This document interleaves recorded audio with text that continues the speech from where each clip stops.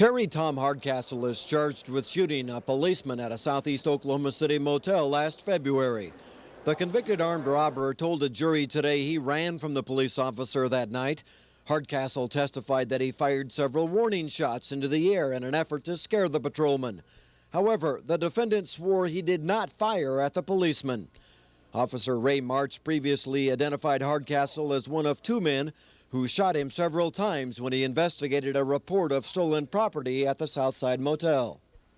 Meanwhile, the expected crucial testimony of a defense alibi witness failed to materialize. Hardcastle's attorney had filed a court document claiming that confessed murderer Lewis Ray Bromley would testify that he fired the shots at Officer March. However, when Bromley was asked on the witness stand if he was involved in the shooting, the convicted killer replied, "I can't answer that." The jury will hear further evidence before deciding if Hardcastle is guilty and if he should return to prison. Scott Wallace, News 4 at the Oklahoma County Courthouse.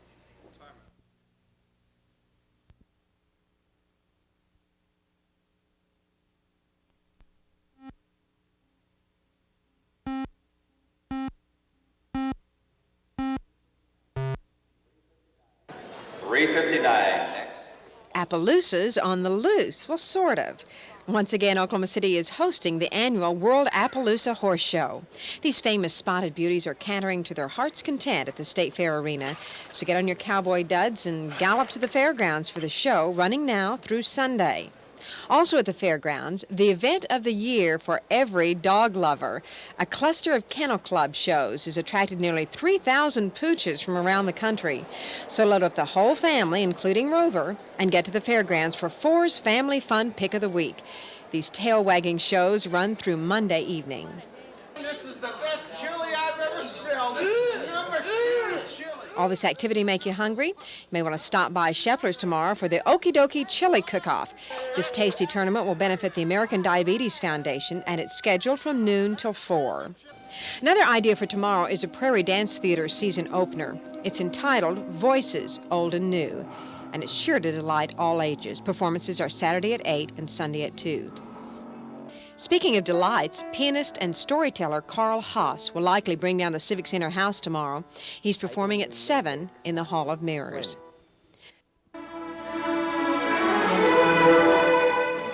A lovely postlude to Mr. Haas's concert will be the Canterbury Choral Society and Oklahoma Symphony's presentation of Verdi's Requiem Mass, this Sunday at 3 and Tuesday at 8:15 in the Civic Center Music Hall.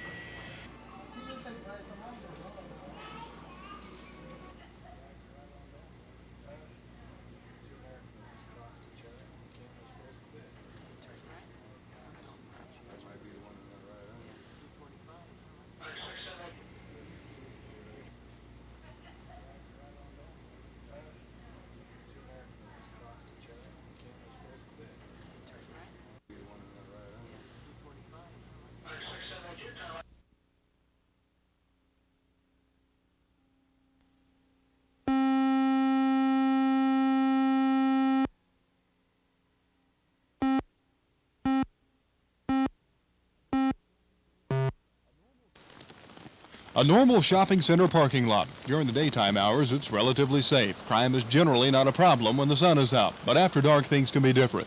If the proper lighting is not available, a parking lot like this can turn into a haven for burglars and people who like to vandalize. It can even lead to murder. It was in this Shepherd Mall parking lot that Linda Thompson and her 2 children were abducted one August night. The children were returned, but their mother was never seen alive again. Her dead body was found in Seminole County October 9. The City Council has grappled with this problem before.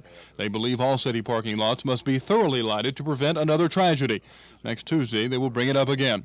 A hearing on a proposed ordinance to require all lots to be evenly lighted to ensure safety. Statistics show that parking lots and big shopping centers and movie theater parking areas are not as well lit as one would think. So a wife or a mother and 3 children going out to the car may not be as safe as we could provide. The Linda Thompson case has added fuel to the fire. Violent crime is something the council wants out of city parking lots. The lighting modification is the first step in their battle against the problem, and Feeney and other council members plan to push hard for the proposal. They believe additional lighting will save property and lives. Kevin Ogle, News 4, City Hall.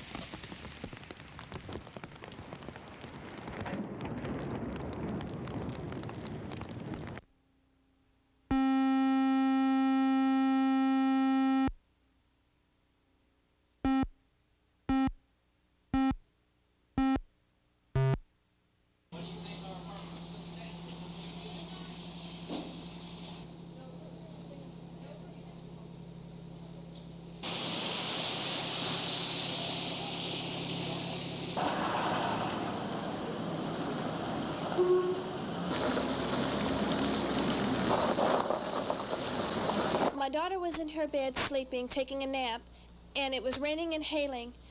And I went downstairs to see what was going on, and I couldn't see, so I came back upstairs. I grabbed my daughter, went to the kitchen, and laid on top of her, and then the windows blew out.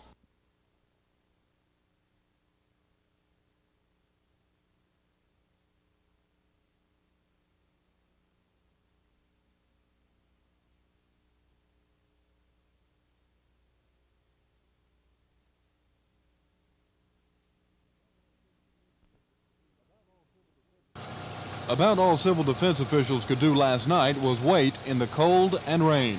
They were waiting for daylight. Only then could repair crews come in and cap the well. Meanwhile, the area had to be evacuated. 908 was supposed to be there to prevent people from coming south. The radios were manned and everyone was on alert, but no one was really sure exactly what was happening. About 25 families were evacuated, and most residents just tried to stay warm and speculated on the extent of the damage. By this morning, the danger was clear to everyone. It could be seen and heard. A cloud of natural gas was still hanging around the base of the rig, and millions of cubic feet were escaping with a roar. At dawn, the situation was still very dangerous. This is something else. Bill White and his family spent the night in the Best Western Hotel after fleeing their home. The gas invaded their property. Bill is in the drilling business, and he says the situation warrants caution. I'm sure that there's a lot of people need to be moved out, and you can't take a chance on a deal like that. I'm sure there's a lot of them they moved out that didn't have to, but that was a thing to have done. By mid-morning, some of the families were allowed to return. No one was injured during the incident, but if the well had ignited, it would have rocked homes a mile in every direction. Kevin Ogle, News 4, Chandler.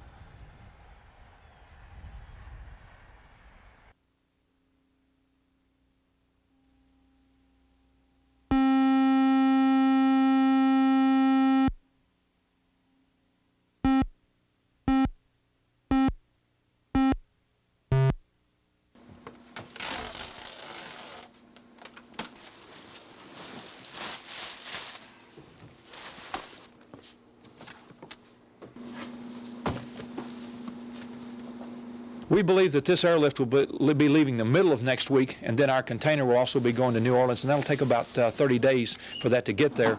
But when you have something like this, you not only need something immediately, you need to look at the long range, because many of these people will have to be relocated, and as you know, they lost their homes.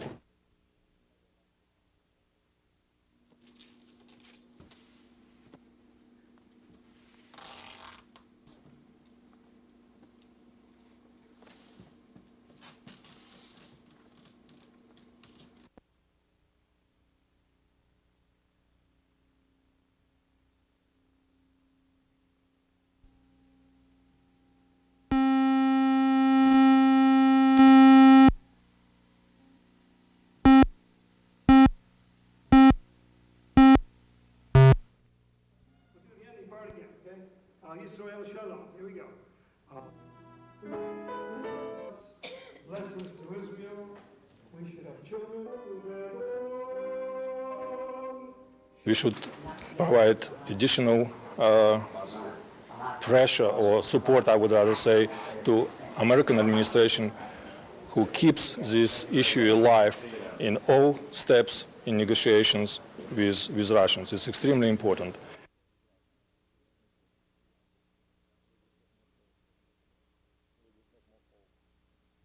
we will have more hope. One last question.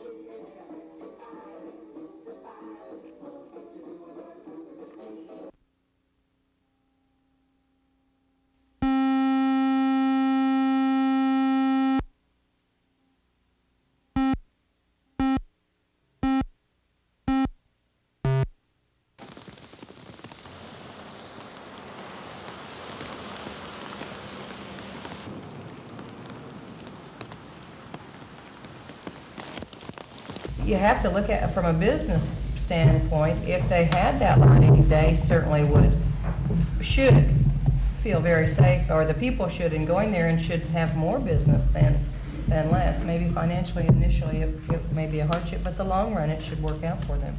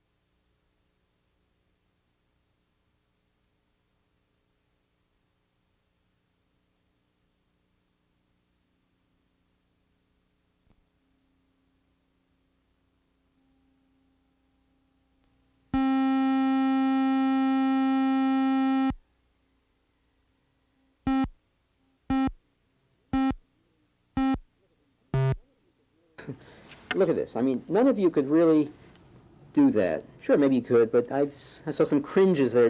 It's like breaking a friend in half, breaking a relationship.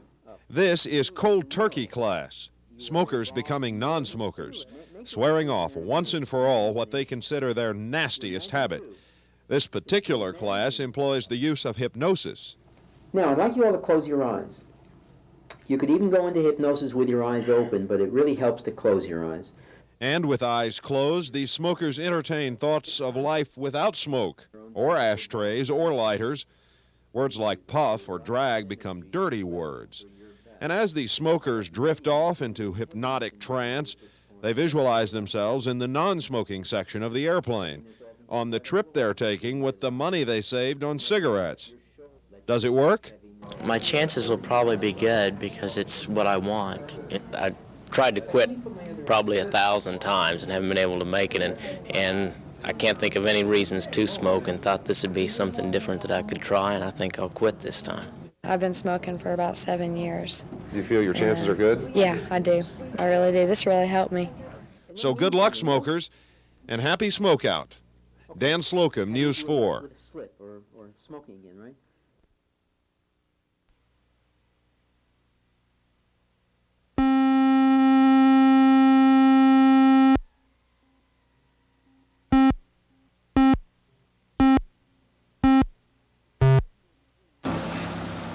In 1983, winter hit Oklahoma with a vengeance. Snow, ice, and sub-zero temperatures threw city traffic into a panic and left the ground covered with trouble.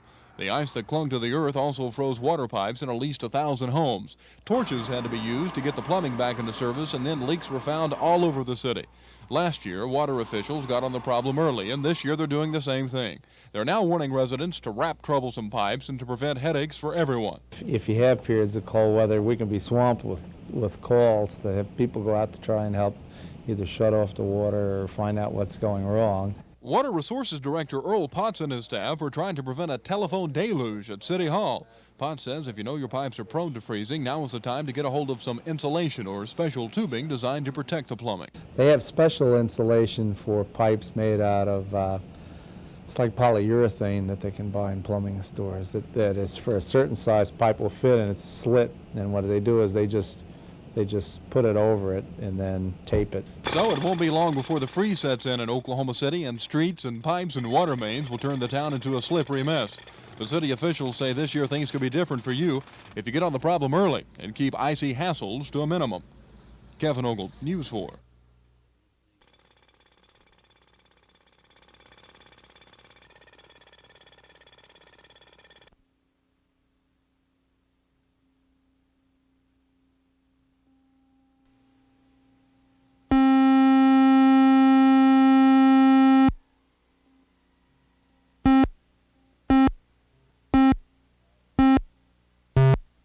Hi, how are you?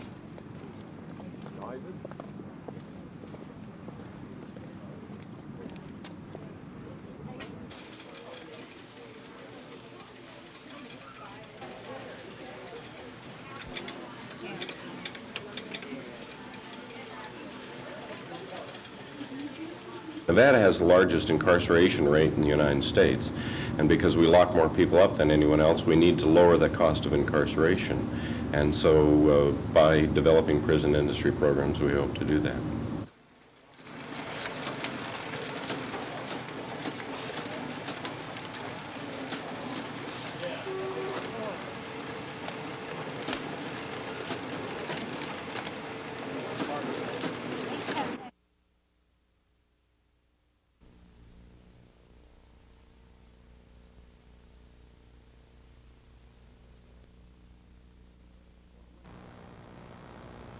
On Wednesday, October the 23rd, around 11 o'clock at night, an armed robbery and a shooting occurred in the 3600 block of Southwest 22nd.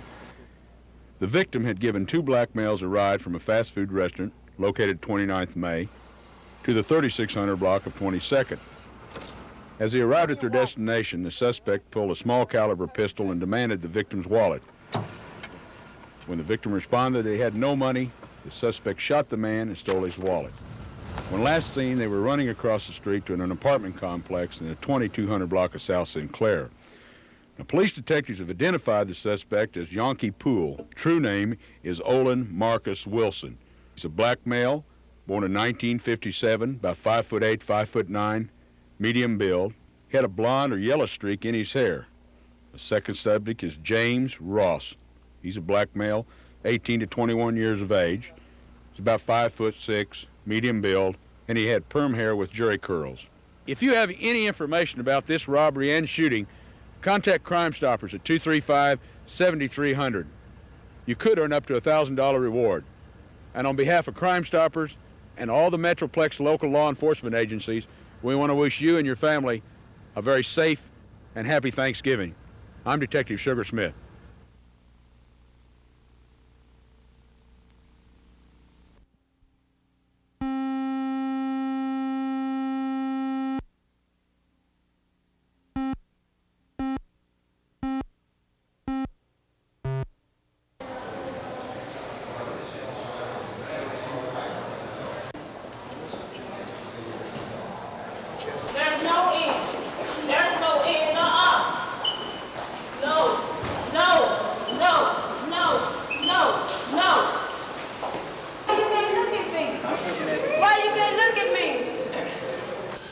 checking her background to find out what kind of mental history she had. Some of her actions at the time indicated that she may have been mentally unstable at the time this happened, and we're checking that out.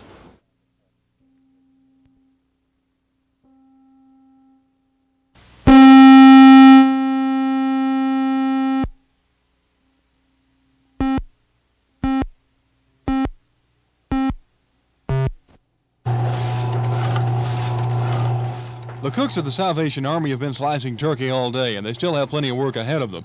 Tomorrow's their annual Thanksgiving feed for the hungry, and they're making sure they have plenty of food on hand for the event.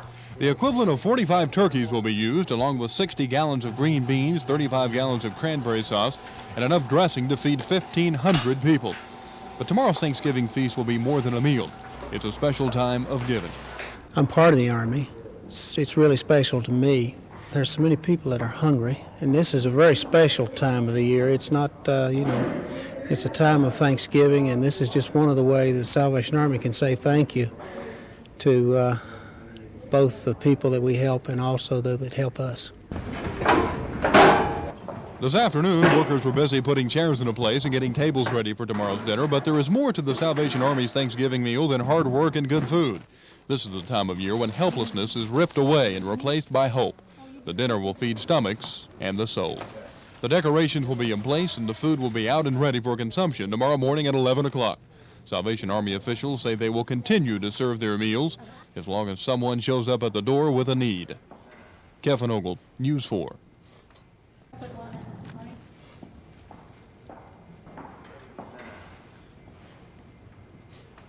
You all deserted me.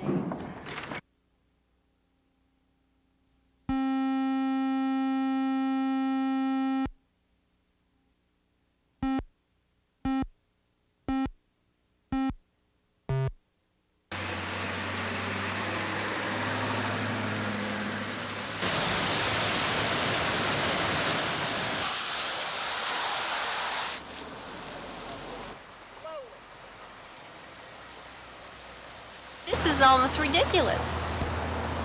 You know, that people just don't, I mean, they're coming up over and around this, and all of a sudden it's there and you can't prepare. And it's dangerous. And it's very scary.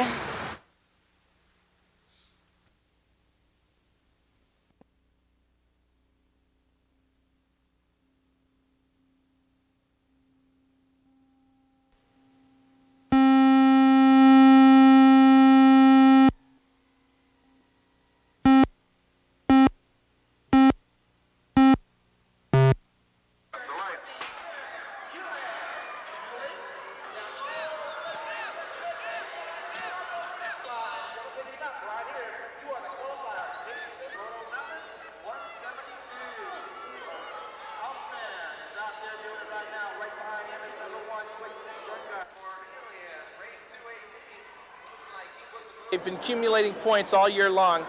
Most of these kids in the expert level and in the intermediate level and in the novice level are going for national #1. It's the title, and it's a lot of prestige with it.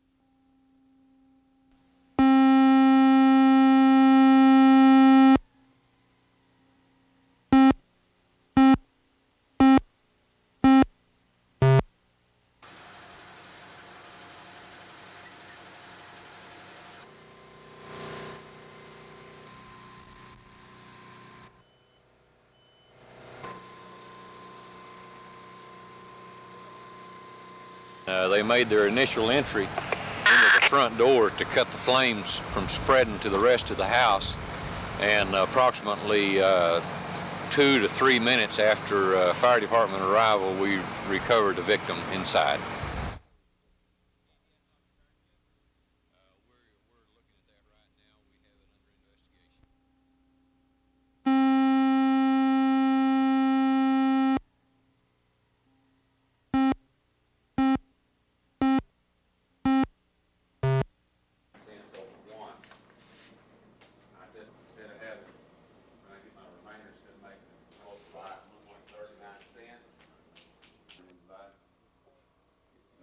This past summer, we added 11 portable buildings and one more after school started because of the influx of size and one thing in kindergarten level at the elementary. We know we're going to probably need that many again next summer just to take care of the growth that we're having. We feel like that with those type things happening, we've got to get some classrooms just to stay ahead of the thing.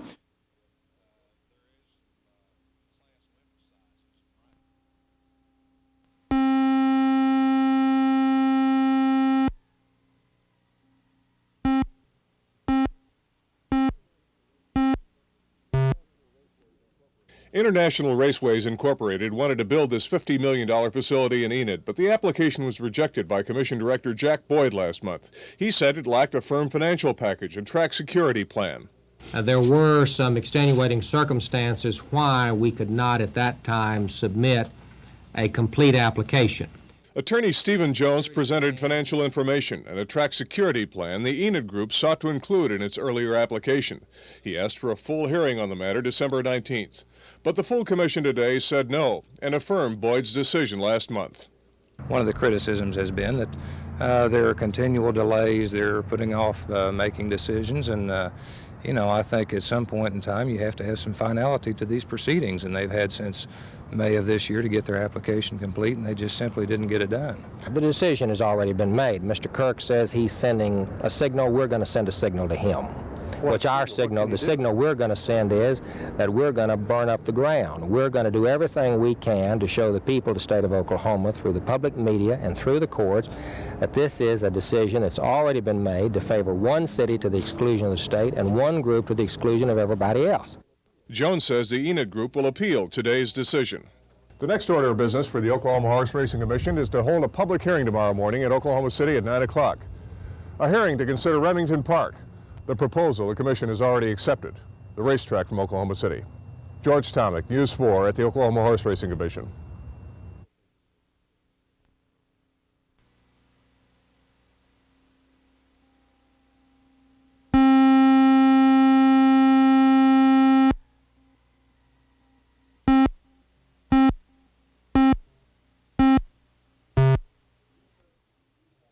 Research we found indicates that about 50% of the hostage situations in the United States occur with someone who could be considered in some way mentally disturbed.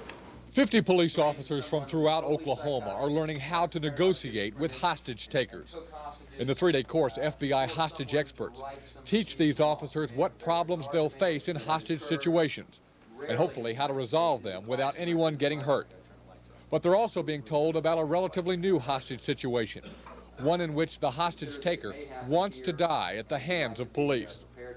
Clint Van Zant has dealt with such situations and is writing a paper on what is now known as suicide by police. We have officers confronted with unloaded guns, with cap guns, with subjects who will fire a weapon in the air, strictly trying to elicit return fire from the police department. Oklahoma City police officers believe they have had to deal with 2 suicide by police incidents in recent months. The most notable being the 7-Eleven hostage situation, where suspect Randy Kujay came storming out of the store and was shot by police. From the negotiations point of view, we would try to elicit enough information from that person to try to give our tactical team some insight into him. Does he in fact want to die? Does he in fact want to surrender? That is just one of the situations these officers are learning about in this week of training in how to deal with people threatening to kill themselves or others. Negotiation experts are still learning how to deal with the concept of suicide by police. What they're teaching the 50 officers here is how to spot a hostage taker who may be self-destructive. Jeff Fowler, News 4 at the Law Enforcement Training Center.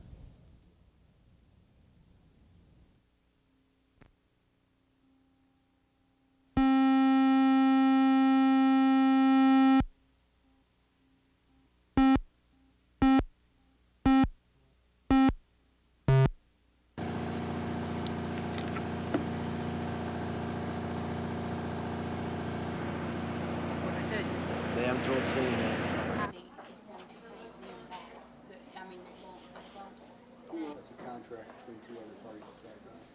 We're just keeping company. Yeah, it's paid. They have been since 11/16.